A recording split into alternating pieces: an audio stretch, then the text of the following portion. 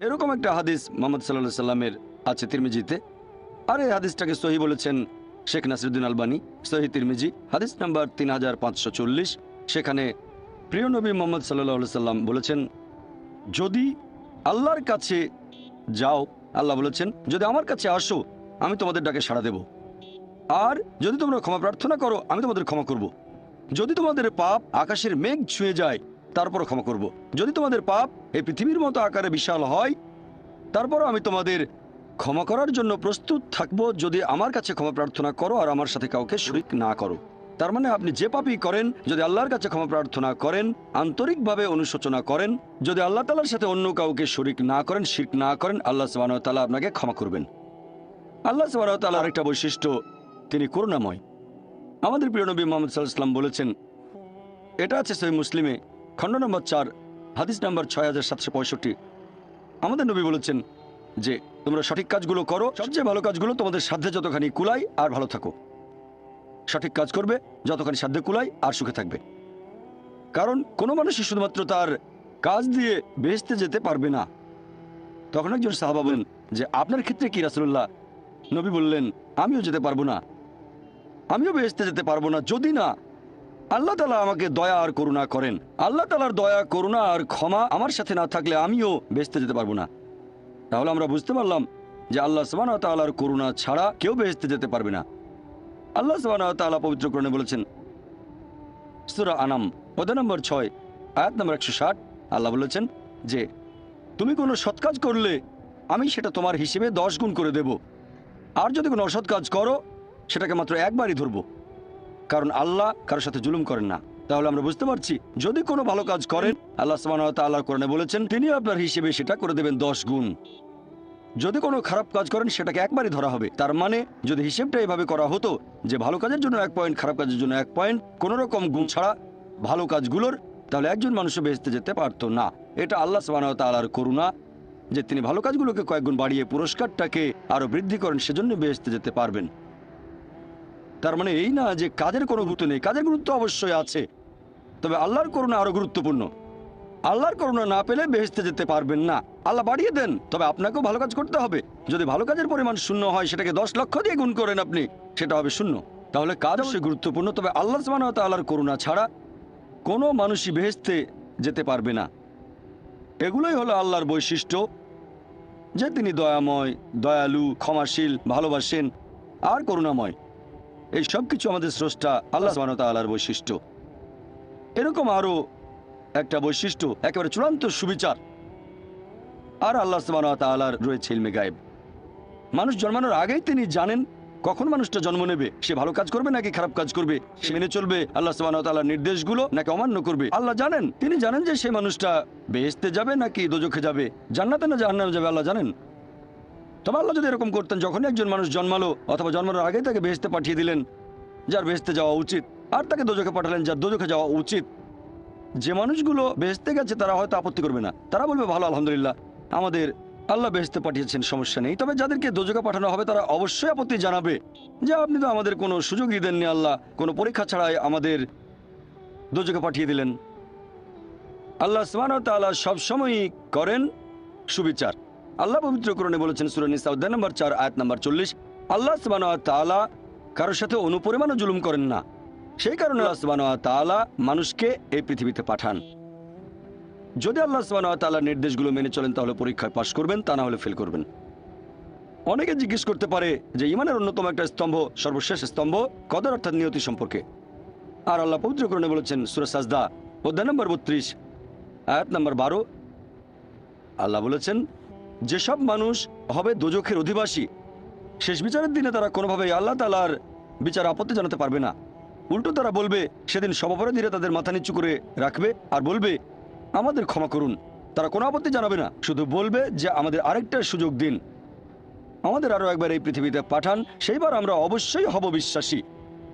তবে আল্লাহ তো জানেন, তিনি যদি আরেকবার এদেরকে এই পৃথিবীতে কখনো পাঠান তাহলে তার আগের স্মৃতিগুলো কিছুই থাকবে না, দোজখের স্মৃতি তাদের মনে থাকবে না। আল্লাহ ভালো করেই জানেন তারা সেই আগের ভুলগুলো আবারও করবে। এই কথা কোরআনে বলা হয়েছে সূরা আনাম অধ্যায় নম্বর 6 আয়াত নম্বর 28, যদি এই লোকগুলোকে আবার পৃথিবীতে পাঠানো হয় তারা আবারও সে একই ভুল করবে কারণ তারা মিথ্যাবাদী। তাহলে আল্লাহ এটা আগে থেকেই জানেন যে এই লোকগুলোকে যদি আবার পৃথিবীতে পাঠান, যদি স্মৃতি মুছে ফেলা হয় দোজখে তারা যা কিছু দেখেছিল, তাহলে আবার একই ভুল করবে। এবার কদরের প্রসঙ্গে আসি। কদর হলো ইমানের 6 নম্বর স্তম্ভ। যে আল্লাহ সুবহানাহু ওয়া তাআলা, আমরা মুসলিমরা মানি যে আল্লাহ লিখেছেন কদর অর্থাৎ নিয়তি। অনেকে এখানে আপত্তি জানায়, অনেক লোক এভাবে প্রশ্ন করে, মুসলিম অমুসলিম অনেকেই বলে আল্লাহ তো সবকিছু নিয়তি লিখে রেখেছেন যে অমুক লোক ভালো হবে না খারাপ হবে, সে কাউকে খুন করবে কি করবে না, বা কাউকে ধর্ষণ করবে কিনা, অথবা চুরি করবে কিনা, অথবা ভালো কাজ করবে কিনা, সে বেহেশতে যাবে নাকি দোজখে, সবকিছু আগেই লেখা থাকলে আমরা কি করব? এখানে কার দোষ? যদি কাউকে খুন করি, আল্লাহ আমার কদরে লিখেছেন, আমি খুন করবো আর করে ফেললাম, এই দোষটা কার? দোষ তো আল্লাহর। তাহলে আমাকে দোজখে পাঠানো হবে কেন? আর এটা খুবই লজিক্যাল প্রশ্ন। এই প্রশ্নের উত্তরে বলবো, আমাদেরকে এই কদর বা নিয়তির ধারণা আগে বুঝতে হবে যে আল্লাহ সুবহানাহু ওয়া তাআলা আগে থেকে লিখে রেখেছেন একটা মানুষ কখন জন্মাবে, তারপরে সে কোন দেশে জন্মাবে, কখন মারা যাবে, কোন দেশে মারা যাবে। আল্লাহ পবিত্র কোরআনে বলেছেন সূরা ইসরা অধ্যায় 17 আয়াত নম্বর 14 যে যখন কোনো শিশু জন্ম নেয় তার কর্মগুলো আমি তার গ্রীবালগ্ন করে দিই। একজন মানুষের ব্যাপারে আল্লাহ জানেন সে কি করবে, ভালো না খারাপ, সঠিক না বেঠিক, সে বেহেশতে যাবে নাকি দোজখে যাবে। তবে আল্লাহ সুবহানাহু ওয়া তাআলার আছে ইলমে গায়েব। যে ধরেন একটা ক্লাসে একজন টিচার পড়াচ্ছেন 100 জন ছাত্রকে প্রায় 1 বছর ধরে, আর পরীক্ষা শুরুর আগে টিচার অনুমান করলেন যে এই ছাত্রটা এবারের পরীক্ষায় ফার্স্ট হবে, ফার্স্ট ক্লাস ফার্স্ট, এই ছাত্র পাবে সেকেন্ড ক্লাস, এই ছাত্র করবে ফেল। এটা আমি উদাহরণ হিসেবে বলছি। এর কিছুদিন পরে পরীক্ষা হয়ে গেল, প্রথম ছাত্র হলো ফার্স্ট ক্লাস ফার্স্ট, এই ছাত্র সেকেন্ড ক্লাস, আর ওই ছাত্রটা করলো ফেল। এখন আপনাদের প্রশ্ন করি, যে ছাত্র ফেল করেছে সে কি টিচারকে বলবে আপনি বলেছিলেন যে আমি ফেল করব তাই ফেল করেছি? এখানে দোষটা কার? টিচারের নাকি ছাত্রের? কার দোষ? ছাত্রের। টিচার অনুমান করেছেন এই ছাত্রটা বাইরে ঘুরে বেড়ায়, ঠিকমতো ক্লাসে আসে না, সিনেমা দেখতে যায়, এজন্য সে ফেল করবে। ওই ছাত্র মোটামুটি মাঝারি, এই ছাত্র খুব মেধাবী, অনেক পরিশ্রম করে, তাই টিচার পরীক্ষা শুরু হওয়ার আগে অনুমান করেছেন এই ছাত্র হবে ফার্স্ট ক্লাস ফার্স্ট, এই ছাত্র সেকেন্ড ক্লাস, ওই ছাত্র ফেল। তারপর আসলে ওই ছেলে ফার্স্ট ক্লাস ফার্স্ট, এই ছেলে সেকেন্ড ক্লাস, আর ওই ছাত্র ফেল। টিচার অনুমান করেছেন, তার মানে এই না যে দোষটা টিচারেরই হবে। টিচার সবাইকে পড়িয়েছেন সঠিকভাবে, সমানভাবে। একইভাবে আল্লাহ সুবহানাহু ওয়া তাআলার আছে ইলমে গায়েব। তিনি ভবিষ্যৎ সম্পর্কে জানেন। কিছু জিনিস ঠিক করা আছে যে এই লোকটা জন্মাবে অমুক দেশে, জন্মাবে অমুক দিনে, আর সে মারা যাবে অমুক দেশে অমুক তারিখ, ইত্যাদি ইত্যাদি। তার পরিবেশ ধনী হবে নাকি গরিব হবে। তবে পছন্দটা এখানে আপনার। যেমন ধরেন 12 স্ট্যান্ডার্ড পাস করার পরে অপশন আপনার হয়তো ইঞ্জিনিয়ার হবেন, অথবা ডাক্তার হবেন, বা একজন আইনজীবী। এখানে পছন্দ আপনার, ঠিক করলেন আপনি হবেন ইঞ্জিনিয়ার। এখন আল্লাহ এটা আগে থেকেই জানেন যে 12 স্ট্যান্ডার্ড পাস করার পরে আপনি ইঞ্জিনিয়ার হওয়ার চেষ্টা করবেন, তাই আল্লাহ আগে লিখে রেখেছেন। ব্যাপারটা এমন না যে আল্লাহ লিখে রেখেছেন বলে আপনি বেছে নিচ্ছেন। যেহেতু আপনি এটাই বেছে নেবেন, তাই আল্লাহ আগে লিখে রেখেছেন। এখানে পছন্দ আপনার, তবে আল্লাহ আপনার পছন্দ জানেন। যেমন ধরেন একটা রাস্তার মোড়ে আসলেন, সামনে 5টা রাস্তা, রোড নাম্বার 1 2 3 4 5। এখানে পছন্দ আপনার, বেছে নিতে পারেন রোড নাম্বার 1 2 3 4 5।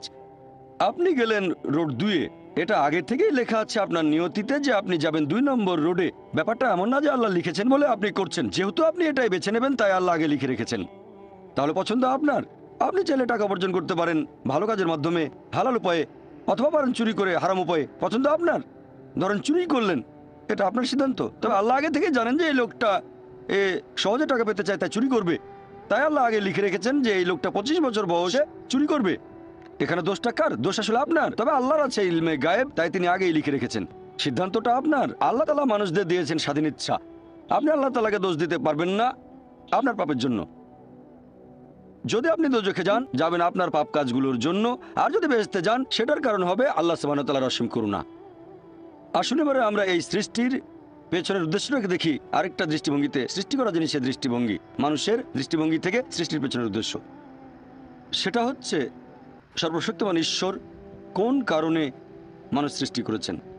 আর এই প্রশ্নটার উত্তর আছে পবিত্র কোরআনে সূরা আরাফ অধ্যায় নম্বর 7 আয়াত নম্বর 172 এবং আয়াত 173। আল্লাহ বলেছেন যে স্মরণ করো তোমার প্রতিপালক আদম সন্তানের পৃষ্ঠদেশ হতে তার বংশধরদের বের করেন এবং তাদের জিজ্ঞেস করেন যে আমি কি তোমাদের প্রতিপালক? তারা সবাই বলবে আমরা সাক্ষ্য দিচ্ছি আপনি আমাদের প্রতিপালক। তারপর আল্লাহ বলবেন তাহলে রোজ কিয়ামতের দিন তোমরা যেন না বলো যে জানতাম না আপনি আমাদের প্রতিপালক, অথবা এভাবে বলো না যে আমাদের পূর্বপুরুষেরা অন্য কারো ইবাদত করত, তারা শিরক করত,